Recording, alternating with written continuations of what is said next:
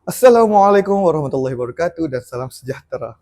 Saya Muhammad Syamil bin Suhaimi daripada Universiti Malaysia Kelantan akan membawa cerita tentang hikayat Sang Kancil. Kisahnya bermula pada zaman dahulu, terdapat hutan yang ditinggal oleh Sang Kancil.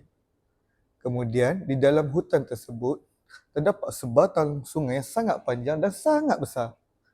Oleh hal yang demikian, Sang Kancil menyatukan satu hasrat untuk meminum air di dalam sungai tersebut.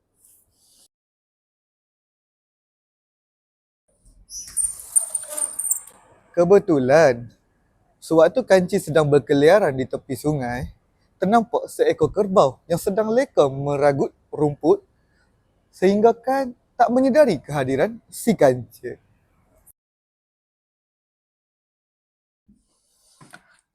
Sewaktu sang kerbau sedang leka meragut rumput, terlihat daripada kejauhan ternampak seekor buaya yang sedang memerhati daripada jauh. Kemungkinan besar, buaya itu sedang lapar dan ingin memakan sang kerbau.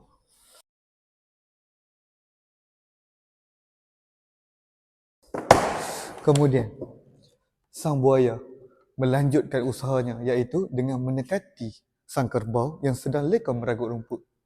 Kelihatannya sang kerbau tidak menjari akan niat sang buaya. Sewaktu sang buaya mendekati sang kerbau, tanpa sengaja, sang kancil tertoleh dan melihat situasi tersebut. Kelihatannya sang kancil berasa sangat terkejut dengan apa yang bakal terjadi. Sang kancil pada masa itu kelihatannya sangat bimbang akan situasi sang kerbau yang mungkin tak dapat melarikan diri daripada sang buaya.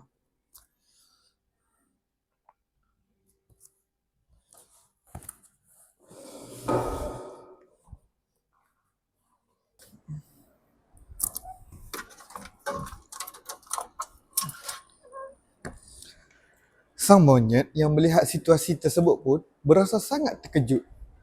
Kemudian sang monyet membuat bising dengan melompat ke atas dahan-dahan pokok untuk menyedarkan sang kerbau.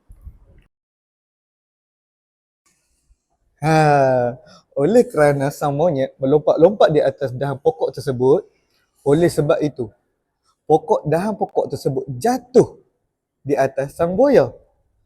Oleh sebab itu, sang kerbau melihat situasi tersebut dan merasa kasihan kepada sang buaya.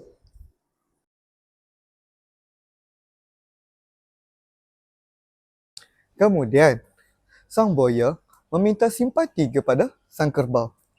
Sang kerbau yang melihat keadaan sang buaya pun rasa simpati akan nasib yang ditimpa oleh sang buaya. Oleh sebab itu, dengan simpatinya sang kerbau, sang buaya ingin meminta tolong kepada sang kerbau untuk mengangkat dahan pokok tersebut. Oleh kerana sang kerbau merasa kasihan kepada sang buaya yang ditimpa oleh dahan pokok, sang kerbau pun menolong sang buaya untuk mengangkat dahan pokok tersebut. Sebaik saja sang kerbau mengangkat dahan pokok yang ditimpa oleh sang buaya meluru laju ke arah kaki sang kerbau dan menggigit kakinya. Sehingga kan sang kerbau berteriak kesakitan dengan sangat kuat.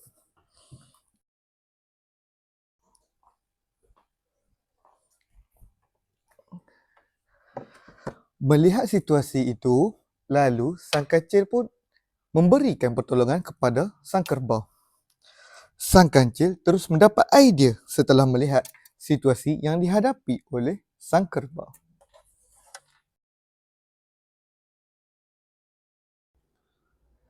Sang kancil mengatakan bahawa dia tak percaya pun kepada sang buaya yang mengatakan bahawa buaya ni pernah ditimpa oleh dahan pokok.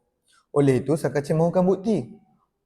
Disebabkan sang kancil hendak bukti sangat-sangat, sang buaya dengan marah dia meludahkan kaki sang kerbau, kemudian menyuruh sang kerbau meletakkan dahan pokok tersebut di atas sang buaya.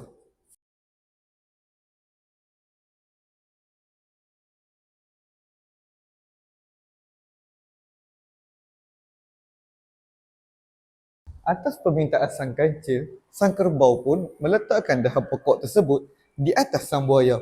Setelah meletakkan dahan pokok itu di atas buaya, sang kerbau pun terus melarikan diri. Oleh hal yang demikian, sang kerbau merasa sangat berang akan situasi yang sedang berlaku saat ini. Selepas sang buaya melihat kejadian tersebut, dia merasa sangat menyesal kerana telah meludahkan kaki sang kerbau.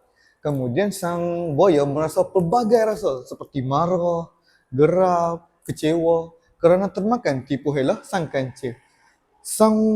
Kelihatannya sang buaya ingin menangis kerana melepaskan sang kerbau ataupun lebih dikenali sebagai makanannya pada hari itu dengan begitu saja. Sekian itu saja cerita daripada saya yang bertajuk Hikayat Sang Kancil.